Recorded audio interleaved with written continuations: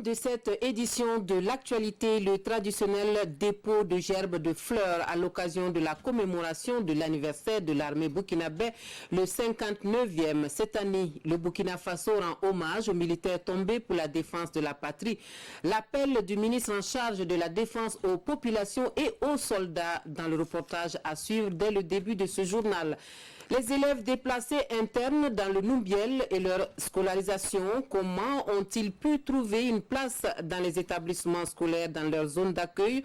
Dans quelles conditions vivent-ils? Quelques éléments de réponse dans cette édition. Et puis, attaque d'un camp militaire au Mali, une cinquantaine de personnes tuées. C'est une position des forces armées maliennes dans le secteur de Ménaka, dans le nord-est du pays, qui est prise pour cible. Aucune revendication pour l'instant. Bonsoir, merci de suivre le 20h de la télévision du Burkina. Cela dit, le ministre de la Défense nationale et des anciens combattants appelle les soldats burkinabés et les populations à faire preuve d'abnégation et de ténacité contre l'insécurité. La commémoration du 59e anniversaire des forces armées nationales dans la douleur permet de resserrer les rangs pour mieux combattre l'ennemi. C'est le message fort de Moumina Chérif Si à la traditionnelle cérémonie de dépôt de gerbes de fleurs ce matin à l'occasion de la commémoration de cet anniversaire. Reportage Issaka Ouedraogo, Draman Guéné. Revue des troupes, hymne national, hymne aux morts, puis le clou de la cérémonie, le dépôt de gerbes de fleurs à la mémoire des frères d'armes qui ne sont plus de ce monde.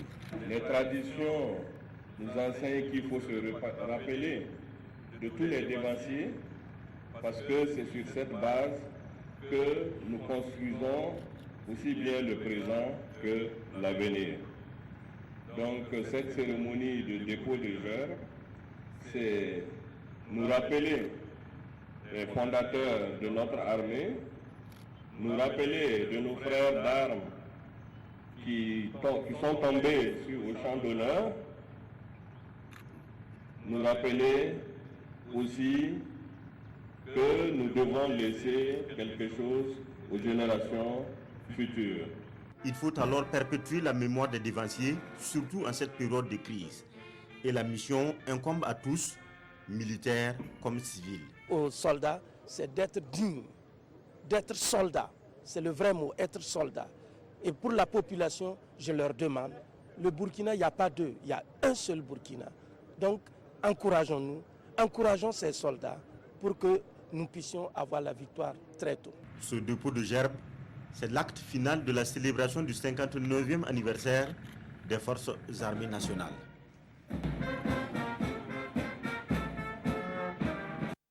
Je vous propose à présent de suivre la réaction du ministre de la Défense nationale et des anciens combattants sur cette affaire de corps sans vie découvert dans un quartier de Ouagadougou à côté d'une bonbonne d'explosifs laissée en plein air. Une découverte qui a défrayé la chronique cette semaine. Nous écoutons Moumouna Chérif Si. Il s'agit tout juste d'une bonbonne de gaz ou de quelque chose, en tout cas un élément qui pourrait être toxique, qui a été jeté dans un ravin au niveau de Rayongo. Immédiatement, les forces de police et les gendarmeries se sont déployées sur les lieux, ont fait le constat, ont appelé le génie militaire spécialisé justement dans le déminage, qui a aussi fait le constat et qui a fait le nécessaire. Donc il ne s'agit pas d'une bombe. Je puis vous rassurer, avec les éléments à notre disposition en tout cas, d'écarter cette thèse-là, de ne pas paniquer la population. Nous pensons, en tout cas, en attendant que l'enquête se termine, nous pensons que simplement c'est des gens qui ont dû piquer ça quelque part et ne sachant pas qu'en faire, ils l'ont jeté dans ce ravin. Les propos du ministre en charge de la Défense recueillis par Issaka Ouedraogo et Draman Guéné. Suite de ce journal avec cette réunion préparatoire de la 6e session ordinaire du Conseil des ministres du G5 Sahel qui se tient À Ouagadougou, les experts examinent plusieurs dossiers, notamment la mise en œuvre des recommandations et instructions des sessions précédentes et l'exécution de la feuille de route de la présidence burkinabé du G5 Sahel. Le Conseil des ministres se tiendra le 5 novembre prochain. Nous voyons tout cela avec Idrissa Warga et Moumouni Soubega. En prélude à la 6e session ordinaire du Conseil des ministres du G5 Sahel, les experts des pays membres balisent le terrain.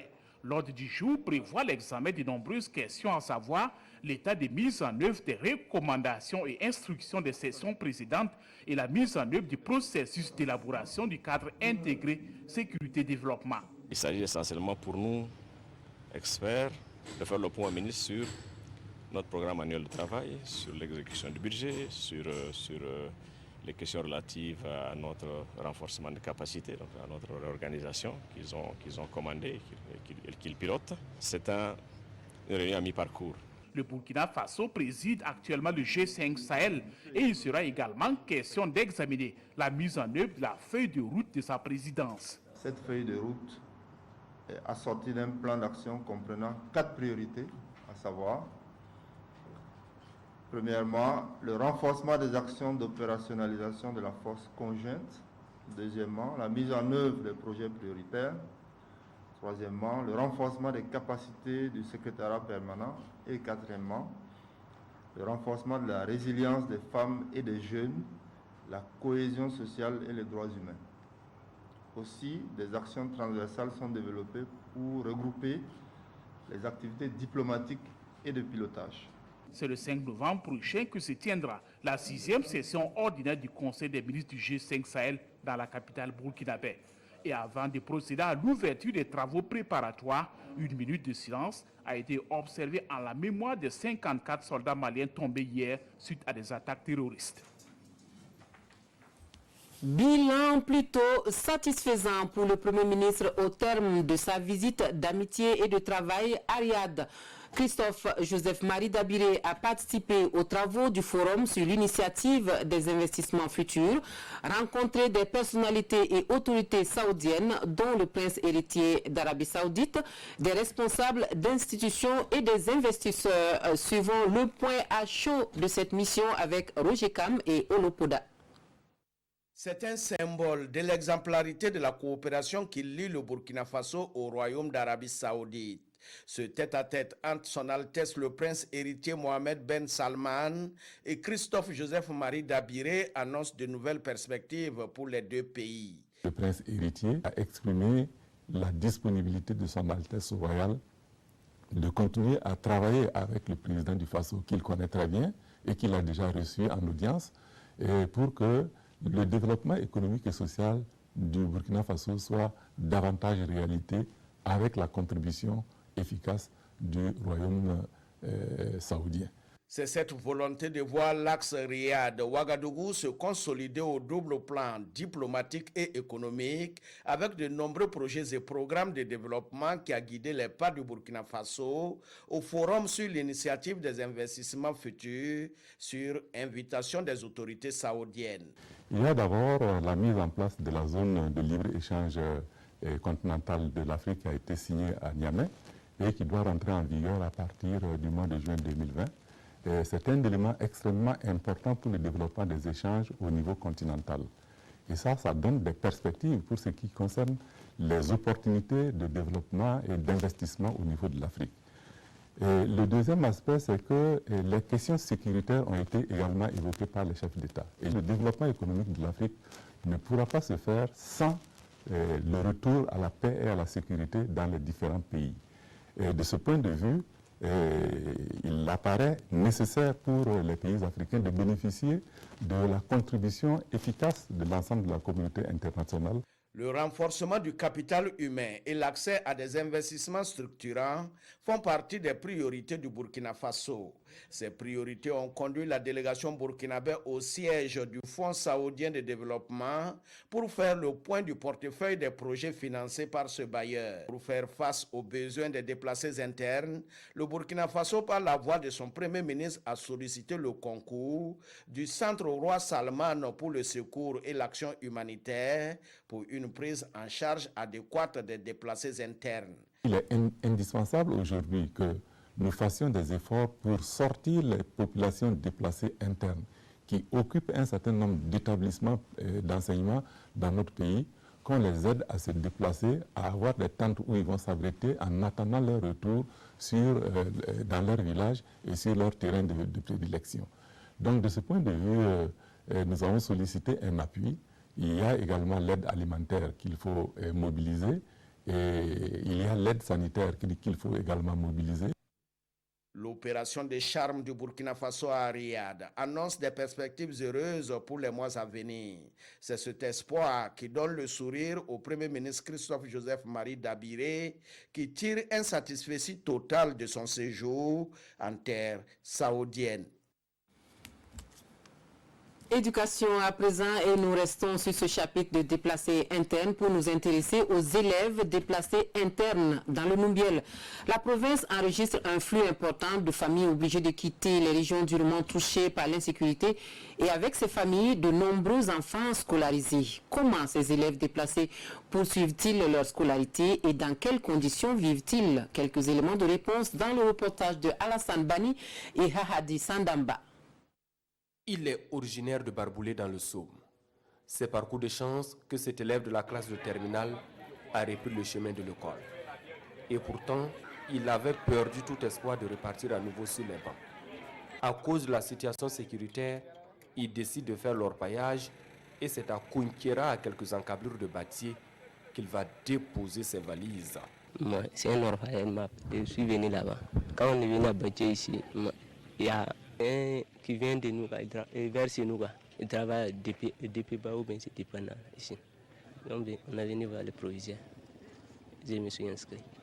Sinon, quand je venais là, dans mon idée, c'était pour venir faire l'orpaillage. Tout comme lui, ils sont plus d'une vingtaine dans cette situation d'élèves déplacés internes à intégrer les écoles primaires et secondaires du Numbiel cette année. Au lycée provincial, par exemple, environ une dizaine y sont inscrits. En début d'année scolaire, nous avons été contactés par le préfet de Bâtier pour dire qu'il y a des déplacés internes. Bon, mais en ce temps, nous, on avait fini de tenir notre commission de recrutement. On avait déjà ficelé les effectifs, donc il fallait trouver une solution à l'interne. Inscrits de la 6e à la terminale, ces élèves ont été accueillis malgré quelques irrégularités. Les frais de scolarité, jusqu'à présent, on ne sait pas qui doit payer. D'autres sont venus sans extrait ni un bulletin. Il y en a même qui n'ont pas de tenue, mais qui sont acceptés. Cependant, une chose est de reprendre les cours et une autre d'avoir le minimum pour survivre. Côté alimentation, ils ne savent même pas comment se débrouiller. Et ils sont ici, certains sont venus s'installer, d'autres ils sont venus rester dans des familles. Il y a deux même qui ont loué une maison. Maintenant, je leur ai demandé, mais qui va s'occuper de ça? Jusqu'à présent, je n'ai pas de solution. Du côté des services sociaux, l'heure est toujours aux réflexions et l'accompagnement, lui, tarde à venir. Ce qui est fait ici, c'est l'accompagnement psychosocial. Mais malheureusement, côté matériel, côté financier, là, concrètement, il n'y a pas un fonds déposé comme ça pour peut-être les appuyer. Mais aujourd'hui, je pense qu'on a des bourses en cours. Nous sommes en train de voir avec les partenaires en question si on pourrait peut-être prioriser même ces enfants. Au-delà de toutes ces difficultés, ces élèves se sentent plus à l'aise ici. Ils sont déjà intégrés et mieux, ils ont des amis qui sont à leur côté. Actuellement, moi, je peux commencer à avoir un peu des amis, quoi. On a formé un groupe même avec les mêmes gars là, on travaille. En tout cas, je sens une différence.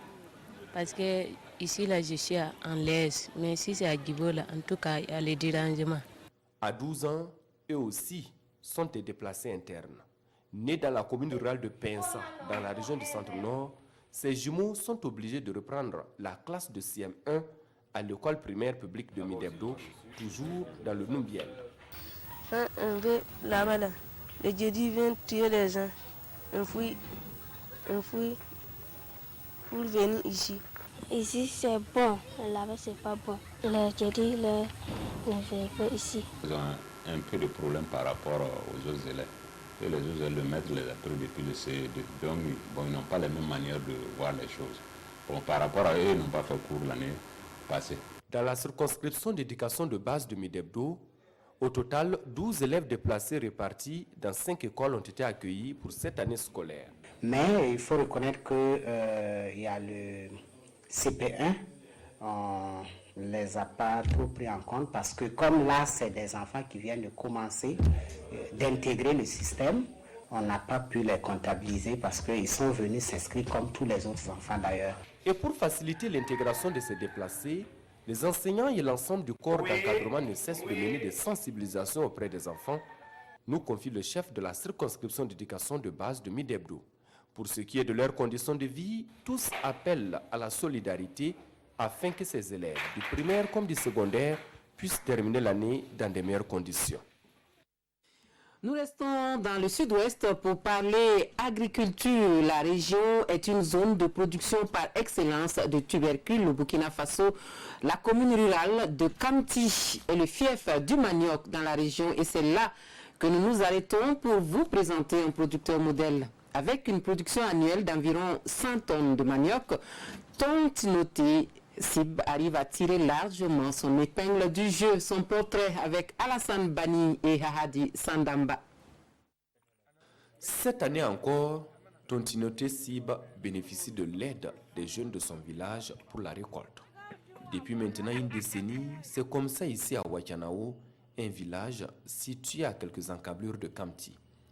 Producteur de manioc depuis 2006, il se positionne aujourd'hui comme le plus grand producteur de la localité, mais aussi un expert en la matière. Le manioc n'est pas adapté à toute terre. Il faut faire le choix du terrain. Le choix du terrain, c'est quoi? C'est aller voir la terre qui est adaptée à la production du manioc. Et que cette terre-là, il faut aller au moment où il y a la pluie. Tu vas, tu enlèves la terre, là, tu fais la mort, tu laisses tomber. Si c'est éclaté, c'est que ça peut produire, et tu peux produire du manioc là. Parce que c'est une filière qui aime vraiment les terres riches. C'est pourquoi il possède des fosses fumières et utilise également de la fumure organique brute issue de son élevage dans la production de son manioc. Un système très rentable car, faut-il le rappeler, l'achat des engrais semble être un casse-tête chinois pour bon nombre de producteurs. Toutes ces connaissances, Tontinoté Sib les a acquises lors d'une formation. Mais c'est au fil des années que ces connaissances se sont aiguisées. Il serait le seul rescapé d'un groupement de producteurs de manioc qui n'a pas pu résister aux intempéries. Nous étions au nombre de 26 producteurs. Et aujourd'hui où je vous parle, dans l'ancien groupement, là, je suis le seul producteur qui a résisté jusqu'à aujourd'hui. Mais loin de se décourager, il a plutôt doublé d'efforts et mieux, il est parvenu à convaincre d'autres jeunes de son village à lui emboîter le pas. Car pour lui, rien n'est plus rentable que la culture du manioc. Si je dis qu'il n'y a pas une filière qui est rentable comme le manioc, peut-être d'autres allaient dire que bon, ceux qui ne connaissent pas vont dire qu'est-ce que celui-là raconte. Sur le terrain, c'est un homme comblé que nous avons rencontré. Tontinoté Sib dit de voir sa survie et mieux sa réussite à la production du manioc. Et avec un demi-hectare au départ, aujourd'hui, l'homme exploite 4 hectares sur 2 sites. Avec le manioc, j'ai payé une moto, j'ai construit 2 maisons. Et avec le manioc, aujourd'hui, j'ai des bœufs de tête et des bœufs de traite. Et en fait, j'ai quelques têtes de bœufs aussi. Avec les 4 hectares de manioc, il attend cette année un bénéfice d'au moins 6 millions de francs CFA. Ici, tout est rentable. Des tiges seront vendues et utilisées comme des boutures, en plus de la vente des tubercules destinés à la consommation locale ainsi qu'à la transformation. Et avant, on vendait avec les transformateurs qui sont à Passena, mais elles se sont intéressées maintenant à la part du manioc et de la Côte d'Ivoire. Et maintenant, c'est avec uniquement Mme Palanfo que nous vendons notre manioc. C'est l'une des plus grandes unités de transformation de manioc basée à Gawa. Et quand nous quittions les champs, les chargeurs étaient effectivement à la tâche. Mais au-delà de tout, la culture du manioc reste confrontée à un certain nombre de difficultés ici à Wakianao. Surtout la divagation des animaux. Puisque nous voulons encore des grandes superficies, mais par manque de moyens vraiment, bon, on est toujours calé avec les petites superficies, les 4 hectares de cette année-là. Ce n'est pas mon choix, mais c'est avec les difficultés qui a fait ça. En effet, pour faire face à la divagation des animaux, il faut forcément clôturer le champ. Et à titre illustratif, pour les 2 sites, Tontinoté cible a déboursé plus d'1,5 million de nos francs. Vous voyez tous ces 2 hectares-là, c'est clôturé avec le grillage. 2 hectares-là, ça fait environ 800 000. Le rouleau fait 25 000, il faut 16 rouleaux. Ce n'est pas facile. Mais c'est une difficulté qui est en passe d'être résolue avec le concours de la municipalité de Kamti. Dans chaque village, on trouve vraiment une fourrière. Voilà, ça c'est venu au niveau de la mairie. Et que bon, au cas où les animaux sont venus dans ton champ, tu les mets dedans. La mairie vient, bon, il prend par tête ses droits. Et le producteur, lui aussi, est dédommagé après évaluation des pertes subies. Une solution qui, au dire de Tontinoté cible, est louable mais pas définitive. Et pour venir à bout du phénomène, il en appelle au civisme des éleveurs pour plus d'harmonie dans la cohabitation agriculteurs-éleveurs.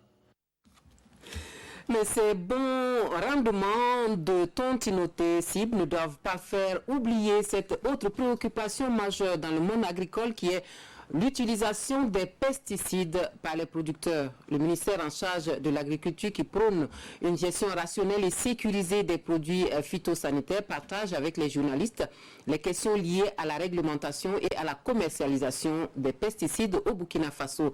L'atelier d'information et de sensibilisation se tient à Ouagadougou. Reportage Issa Kafando, Ernest Kambiri. Les pesticides, un sujet d'actualité. L'utilisation de ces substances dangereuses et toxiques suscite de nombreuses inquiétudes après le drame de Didi. Au ministère en charge de l'agriculture, l'utilisation durable et rationnelle de ces produits phytosanitaires préoccupe et les journalistes sont mis à contribution. Il était important que nous puissions mettre à profit donc, les acteurs des médias pour nous accompagner donc, dans l'information et la sensibilisation des producteurs, mais également de toute la communauté nationale, parce que la question des pesticides n'est pas seulement une question des techniciens. Il s'agit ici d'informer, sensibiliser, former et de partager avec les journalistes les questions liées à la réglementation, à l'utilisation et à la commercialisation de ces pesticides. Cette session se tient également en prélude à la célébration de l'année internationale de la protection des végétaux. 2021 a été proclamé par l'Organisation des Nations Unies pour l'alimentation, année des pratiques responsables en lien avec les pesticides. Au département de l'économie, des finances et du développement, l'on se félicite des performances des projets et programmes du ministère au titre de l'année 2019 qui connaissent une nette amélioration par rapport à 2018 et ce malgré la situation sécuritaire difficile et la fronde sociale. Précision sur cette évaluation avec Amandine Lalsaga. Le secrétaire général du ministère de l'économie, des finances et du développement se réjouit des performances enregistrées sur l'exécution des projets et programmes au titre de l'année 2019.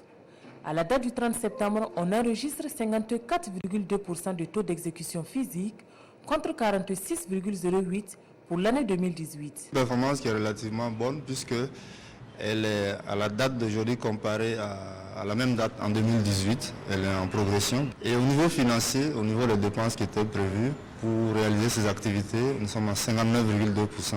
C'est en nette amélioration aussi, on était à 38% à peu près l'année dernière. Donc à ce point de vue, nous pensons qu'on a progressé, mais les contraintes que nous avons connues cette année ne sont pas sans effet sur la performance, puisque au premier trimestre, il y avait des mouvements d'humains au niveau du ministère, et puis la situation globale de la sécurité ne favorise pas non plus la bonne exécution. La présente revue des projets et programmes sous tutelle technique du ministère de l'économie, des finances et du développement devra examiner et amender les activités menées par les projets et programmes au sein de chaque département ministériel et ce, conformément à la réglementation des projets et programmes de développement. Et nous parlons financement des plans de formation avec le Fonds d'appui à la formation professionnelle et à l'apprentissage qui sensibilise les entreprises à Bobo-Dioulasso sur la problématique de financement des plans de formation. Il y va du renforcement des compétences et de la qualification professionnelle. La rencontre est organisée en collaboration avec le Conseil national du patronat burkinabé mercredi dernier. Drissa Traoré, Moussa Sanou, reportage. Le monde de l'entreprise appelé à s'adapter face à un environnement en perpétuel changement. La formation professionnelle continue est la solution que les FAFPA, le Fonds d'appui à la formation professionnelle et à l'apprentissage, propose aux entreprises pour les aider. À son initiative, des responsables des entreprises des Cascades et des Hauts-Bassins sont réunis ici à Bobo-Dioulasso. L'objectif de cet atelier, c'est de mener la réflexion, comme cela a été dit, sur les enjeux de la formation continue des salariés au sein des entreprises, et cela en lien avec leur compétitivité et leur productivité. C'est aussi une occasion pour le FAFPA de montrer un peu les procédures qui existent à notre niveau et pour permettre aux entreprises de bénéficier des fonds que l'État a mis à notre disposition pour accompagner la formation continue des salariés. L'un des objectifs également de cette formation est de sensibiliser et d'outiller les entreprises en matière de financement de leurs plans de formation. Une initiative bien appréciée par le CNPB, le Conseil national du patronat burkinabé. Compte tenu du fait que la taxe patronale d'apprentissage avait été prévue pour cela, il convient qu'une partie conséquente soit dédiée aux entreprises pour les permettre de résister à la pression de la compétitivité internationale. Autrement dit, c'est un peu difficile. C'est tout cela qui va cultiver un attrait à la création de nouvelles entreprises quand celles qui sont là ont les moyens de relever les défis. C'est dans ce sens que nous avons été très sensibles et heureux de voir que les autorités actuelles se sont engagées fermement par rapport à cette vision des choses. Cet atelier de sensibilisation des chefs d'entreprise dure une journée. Il entre dans le cadre de l'axe 2 du PNDS, à savoir le développement du capital humain. Autre actualité, le syndicat burkinabé des magistrats a 20 ans ce 2 novembre. L'anniversaire est marqué du saut de 20 ans de lutte pour une magistrature indépendante, efficace et responsable. Le monde de la justice burkinabé marque donc une halte à l'occasion pour faire le bilan de la lutte syndicale en vue de mieux se projeter les temps forts de la cérémonie commémorative ce matin à Ouagadougou avec Oscar Soulama et Zoubaviel David Dabié. C'est une commémoration sur fond d'introspection. Le syndicat burkinabé des magistrats marque ici ses 20 ans d'existence devant un parterre de personnalités du monde judiciaire. Occasion pour les acteurs de revenir sur l'idéal ayant milité à la création de ce syndicat. En 1999, lorsque nous nous engageons dans la création d'un syndicat, il faut savoir que la question de l'indépendance de la justice était au cœur. Et la justice cette indépendance-là était assaillie de tous les côtés. Donc au niveau des magistrats, nous nous sommes dit que puisqu'il n'y avait pas de répondant du côté des magistrats à travers les syndicats existants, je veux parler du SAMAB et du SMB, il fallait créer une troisième voie pour qu'ensemble les magistrats puissent se donner la main et arracher leur indépendance. Et en 20 ans de lutte, les objectifs sont atteints. La contribution du syndicat burkinabé des magistrats à l'avènement d'une justice indépendante n'est plus à démontrer. Sur le terrain de la défense des intérêts moraux et matériels des magistrats, sur le terrain de la défense de l'indépendance de la magistrature, sur le terrain de l'unité des magistrats, on a fait des bons significatifs et je pense que le SBM a une grande part contributive. Outre l'introspection, le syndicat burkinabé des magistrats fait de cette commémoration une aubaine pour se projeter avec en ligne de mire le combat pour le renforcement des acquis. Il faut qu'on travaille à renforcer le sens de la responsabilité parce que si tout notre discours doit tourner autour de la question des droits, on risque à un moment donné de ne pas être compris. C'est pour ça que nous insistons pour que nos efforts puissent embrasser également la question de nos obligations. 4 communications axées entre autres sur le droit du juge, le juge de demain, meublent l'agenda de cette commémoration. Les réflexions issues de cette thématique pourront éclairer le syndicat dans ses combats futurs. Foi de Moriba Traoré. Et Et puis, de nouveaux médecins aptes à servir. Pur produit de l'Université Saint-Thomas d'Aquin de Ouagadougou, ils sont une trentaine de médecins qui viennent d'achever leur cycle de formation à l'USTA. La cérémonie de présentation des nouveaux docteurs permet de récompenser une étudiante de l'université lauréate d'un concours international de débat oratoire. Vincent Kendrebego y était son compte rendu. 36 nouvelles compétences au service de la santé de la population. L'USTA, Université Saint-Thomas d'Aquin, vient de livrer sa dernière cuvée de médecins. C'est une grande joie pour nous de pouvoir offrir 36 médecins au Burkina. Ça va contribuer à améliorer la santé pour nos populations. Cette performance est saluée par le département de la santé, représenté par son secrétaire général, Dr Wilfried Ouedraogo, qui a signé le livre d'or de l'université. La cérémonie solennelle de sortie de promotion a connu la présence de représentants de l'Église catholique, notamment Monseigneur Séraphin Rwamba, qui préside le conseil d'administration de cette université. L'excellence est également célébrée au cours de cette cérémonie, avec la remise de trophées à Mathilde Deserbo, lauréate du concours d'éloquence internationale de débat oratoire.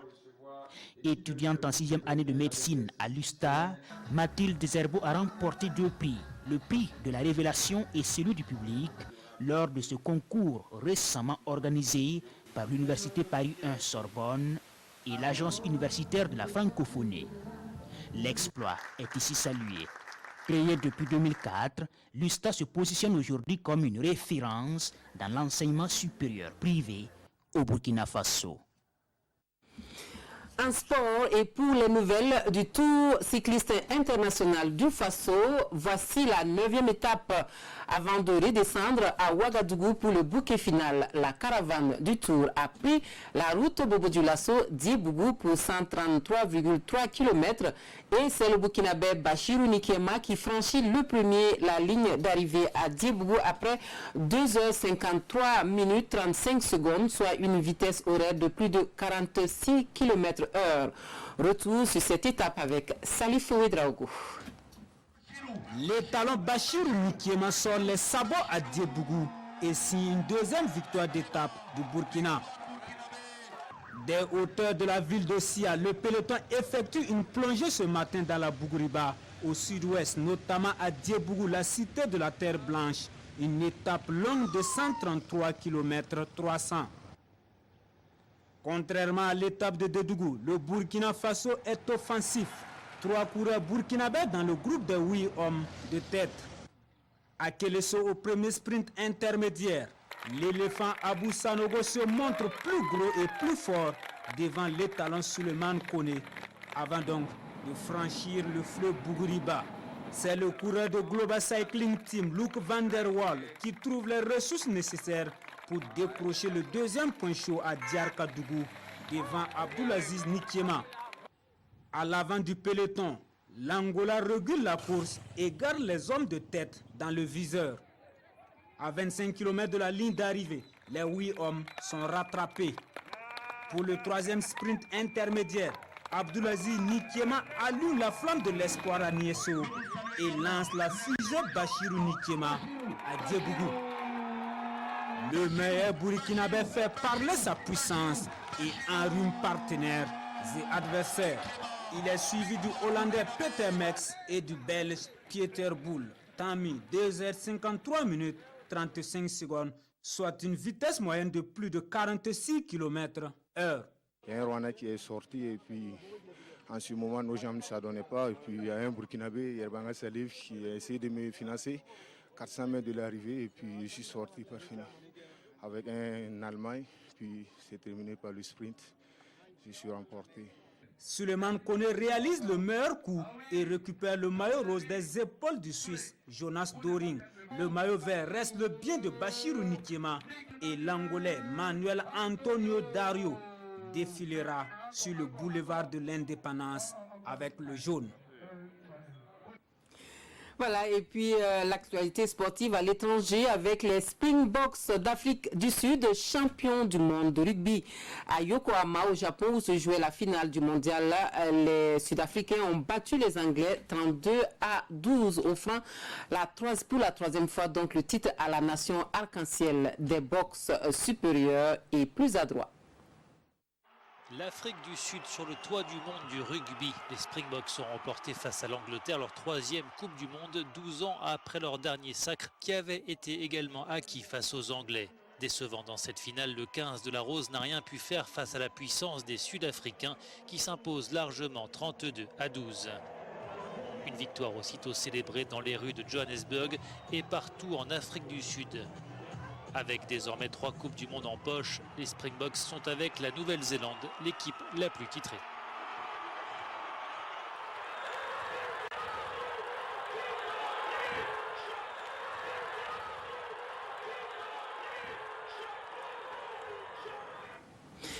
Et pour finir, au Mali, c'est l'une des attaques les plus meurtrières perpétrées contre le pays depuis plusieurs années. Une cinquantaine de personnes tuées ce vendredi dans une attaque terroriste. C'est le camp militaire de Indeliman dans le secteur de Menaka dans le nord-est du Mali qui était pris pour cible. Les dégâts matériels sont importants du côté des forces de défense et de sécurité maliennes. Plusieurs véhicules ont été emportés par les assaillants. L'attaque n'a pas été revendiquée. Fin des actualités sur la télévision du Burkina. Merci de votre attention. Excellente suite de programmes et rendez-vous à 22h30 pour l'édition synthèse.